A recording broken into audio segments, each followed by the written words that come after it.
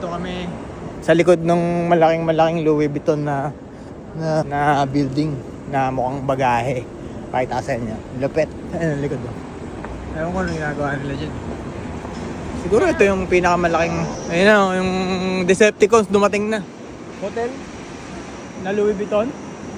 So ayun na nga. Ilan? 5,000 euros. Okay, so merong ginagawa dito. Hotel na Louis Vuitton. 5,000 euros. 5,000 euros a night daw. Ayan, under construction pa siya. Makita nyo dito sa may gilid, pakita ko sa inyo. Ayan. Dito kami sa Siam Luang. Saan tayo? Siam Luang? Champs-Élysées. Champs-Élysées. Champs-Élysées. Ayan o. Ayan. Para sa mga mahilig sa Louis Vuitton, handaan nyo na yung 5,000 euros a night nyo. Ito Ayan o. May lock pa yan.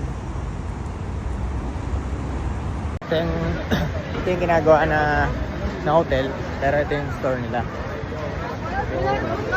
Ito tayo sa